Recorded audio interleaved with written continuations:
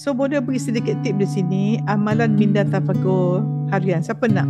Okey, yang pertama, setiap kali awak keliru buat apa? Tarik nafas, sebut Allah. Kemudian tulis satu pelajaran satu hari. Kemudian zikir Ya Fatah, Ya Hakim, Ya Nur, Ya Hadi. Dan lihatlah, tengok awan, tengok laut, tengok manusia. Masya Allah, baiknya Engkau ya Allah, hikmah banyak ya Allah. Sebelum tidur, Alhamdulillah ya Allah, bagusnya hari ini. You keep on syukur.